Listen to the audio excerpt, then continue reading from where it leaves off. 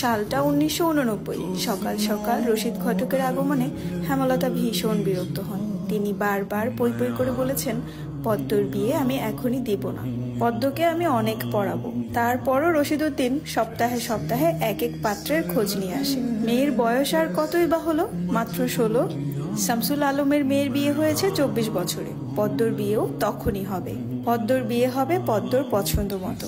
হেমলতা রশিদউদ্দিনকে দেখেও না দেখার ভান ধরলেন। রশিদ একদলা থুতু ফেললেন উঠোনে। তারপর হেমলতার উদ্দেশ্যে বললেন, বুঝছো পদ্মের মা, এইবার যে পাত্র আনছি একবারে খাঁটি হীরা। তারপর হেমলতা বিরক্ত ভরা কণ্ঠে জবাব দিলেন, আমি আমার মেয়ের জন্য এখনই পাত্র চাইনি। তবুও বারবার কেন আসেন আপনি? যুবতী মাইয়া ঘরে রাখুন বালা না। তারপর হেমলতা বললেন, মেয়েটা তো আমার, আমাকেই বুঝতে দেন না। হেমলতার কণ্ঠে বিরক্তি ঝরে পড়ছে। রশিদ অনেক চেষ্টা করেও সুবিধা করতে পারলেন না। ব্যর্থ থমথমে মুখ নিয়ে সড়কে পা রাখেন। প্রতিদিনই কোনো না কোনো পাত্র এসে হাতে টাকা গুজে দিয়ে বলবে, মোর্শেদের বড় ছেলেটারে চাই। রশিদ নিজে নিজে বিড়বিড় করে আওড়ান, গ্যারামে কি আর কোনো সেরি নাই? এই একটা সেরিরেই কেন সবার চোখে পড়তে হইব? চাইলেই কি সব পাম যায়? পূর্ণা স্কুলের জামা পরে পদ্মজাকে ডাকলো, আপা, এই আপা, স্কুলে যাবি না? আপারে। পদ্মজা পিট পিট করে চোখ খুলে কোনো মতে বলল, না। পরপরই চোখ বুজে ঘুমে তলিয়ে গেল। পূর্ণা নিরাশ হয়ে মায়ের রুমে আসে। আম্মা, আপার কি হইছে? স্কুলে যাইব না? হেমলতা বিছানা ঝাড়া রেখে পূর্ণার দিকে কড়া চোখে তাকান।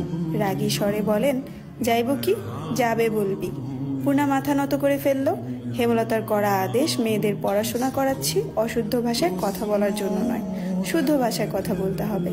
পূর্ণা মাথা নত করে দেখে হেমলতা তৃপ্তি পান। তার মেয়েগুলো মন্যতা চিনে খুবই অনুগত। তিনি বিছানা ঝাড়তে ঝাড়তে বলেন, পদ্মের শরীর ভালো না, সারা রাত পেটে ব্যথায় কাঁদছে, থাকুক, ঘুমাক।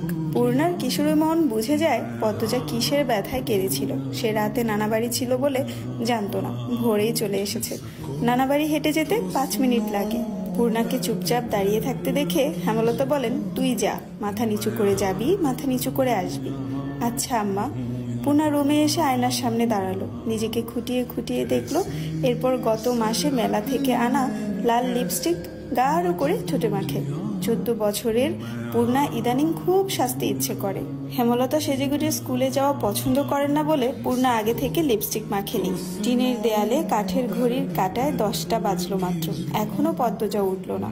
হেমলতা মেয়েদের রুমে ঢুকেন। পদ্মজা 2 হাত ভাঁজ করে ঘুমাচ্ছে। জানালার পর্দা ভেদ করে আসা আলতো পেলব রৌদ্রের স্পর্শে পদ্মজার মিশ্রণ, পাতলা ঠোঁট, ফর্সা ত্বক চিকচিক করছে। হেমলতা বিসমিল্লাহ বলে 3 বার ফু দেন মেয়ের শরীরে। গুরুজনরা বলেন, মায়ের নজর লাগে বেশি, নজর কাটাতে বিসমিল্লাহ বলে ফু দিতে হয়। হেমলতার মায়া লাগছে পদ্মজার ঘুম ভাঙাতে, তবুও আদরে গলায় ডাকলেন, পদ্ম, এই পদ্ম। পদ্মজা চোখ খুলে মাকে দেখে দ্রুত উঠে বসেন। যেদিন ঘুম থেকে উঠতে দেরি হয় সেদিনই হেমলতা ডেকে তুলেন। পদ্মজা অপরাধী কণ্ঠে প্রশ্ন করলো, বেশি দেরি হয়ে গেছে আম্মা?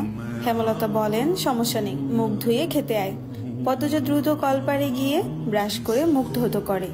হেমলতা শিক্ষকের মেয়ে, তাই তার মধ্যে নিয়ম নীতির প্রভাব বেশি। মেয়েদের শক্তপোক্ত নিয়মে রেখে বড় করেছেন। পদ্মজা রান্নাঘরে ঢুকে দেখলো প্লেটে খাবার সাজানো। সে মৃদু হেসে প্লেট নিয়ে টেবিলে গিয়ে বসলো। তখন হেমলতা আসেন।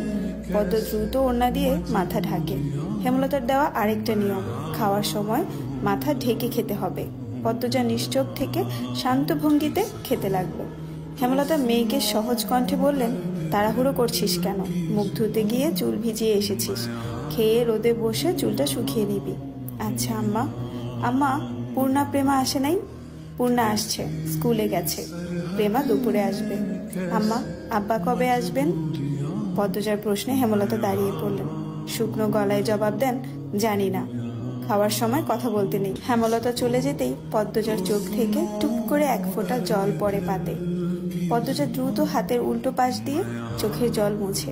পদ্মজার জীবনে জন্মদাতা আছে ঠিকই, কিন্তু জন্মদাতার আদর নেই।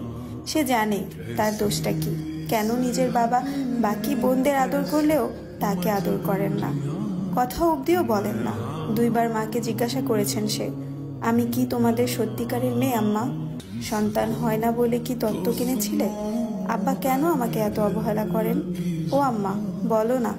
হেমলতা তখন নিশ্চুপ থাকেন। অনেকক্ষণ পর বলেন, তুই আমার গর্ভের সন্তান আর তোর বাবারই মেয়ে। এখন যা, পড়তে বস, অনেক পড়তে হবে তোর, ব্যাস এটুকুই। এর বেশি কিছু বলেন না হেমলতা। পদ্মজার কেন জানি মনে হয় একদিন হেমলতা নিজ থেকে খুব গোপন কোনো কথা বলবেন, তবে সেটা যেন সহ করার মতো হয়। এই দোয়াই সারাক্ষণ করে সে। এত কি ভাবছিস, তাড়াতাড়ি খেয়ে ওঠ। হেমলতার কথায় পদ্মজার ভাবনার সুতো ছিঁড়ল। দ্রুত খেয়ে ওঠে। আজ আমের আচার বানানোর কথা ছিল। সন্ধ্যা কাটতেই বিদ্যুৎ চলে গেল। কয়েক মাস হলো গ্রামে বিদ্যুৎ এসেছে। 8 গ্রাম মিলিয়ে অলন্দপুর। তাদের গ্রামের নাম আটপাড়া। প্রতিদিন নিয়ম করে সন্ধ্যা রাত থাকে 3 ঘন্টা গ্রাম অন্ধকারে তলিয়ে। আর সারাদিন তো বিদ্যুতের নামগন্ধও থাকে না। বিদ্যুৎ দিয়ে লাভটা কি হলো? পদ্মজা, পূর্ণা, প্রেমা 3 বোন একসাথে পড়তে বসেছিল। বাড়ি অন্ধকার হতেই 9 বছরের প্রেমা খামচে ধরে পদ্মজার ওড়না। পদ্মজা মৃদু স্বরে ডাকলো, আম্মা আম্মা, আয় টর্চ নিয়ে আয় যা। হেমলতা আহ্বানে পদ্মজা উঠে দাঁড়ালো। প্রেমা অন্ধকারে খুব ভয় পায়। পদ্মজার ওড়না ছেড়ে পূর্ণার হাত চেপে ধরে। টর্চ নিয়ে রুমে ঢোকার মুহূর্তেই পদ্মজা গেট খোলার আওয়াজ পেল।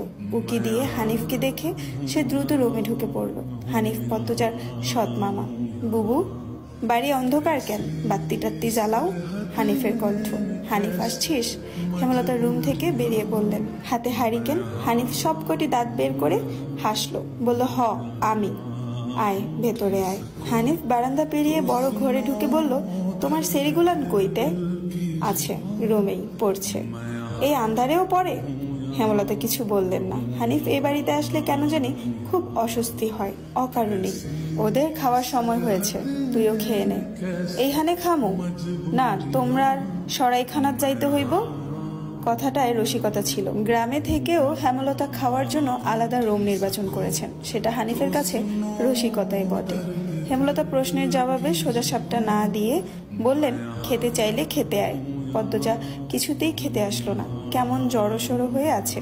মনে হচ্ছে হানিফকে ভয় পাচ্ছে বা অবহেলা করছে। হানিফ 6 বছর সৌদিতে ছিল। 3 মাস হলো দেশে ফিরেছে। 3 মাসে যতবার হানিফ এই বাড়িতে পা রেখেছে ততবারই পদ্মজা অজুহাত দেখিয়ে দূরে দূরে থেকেছে। হেমলতার বিচক্ষণ মস্তিষ্ক মুহূর্তে ভেবে নিল অনেক কিছু, তাই জোর করলেন না। আজই এই লুকোচুরির ফয়সালা হবে। হানিফ পদ্মজাকে দেখার জন্য অনেক ছলছাতুরি করলো, কিছুতেই সুযোগ পেল না। বিদ্যুৎ আসার ঘন্টা খানেক পর হানিফ চলে যায়। পূর্ণা, প্রেমা রুমে ঢুকতেই পদ্মজা ঝাঁপিয়ে পড়ে। রুদ্ধ শ্বাস কণ্ঠে বলল, কতবার না করেছি লোকটার পাশে বেশিক্ষণ না থাকতে? তোরা কেন শুনিস না আমার কথা? পূর্ণা ও প্রেমা বিস্ময়ে হতবিহ্বল হলো। পদ্মজা কখনো তাদের এমন নিষেধ দেননি, তাহলে এখন কেন এমন বলছে? হেমলতা রুমে ঢুকতেই পদ্মজা চুপসে গেল। পদ্মজা, আমার রুমে আয়। মায়ের এমন কঠিন কণ্ঠ শুনে পদ্মজার কলিজা শুকিয়ে আসে। হেমলতা নিজের ঘরে চলে যান।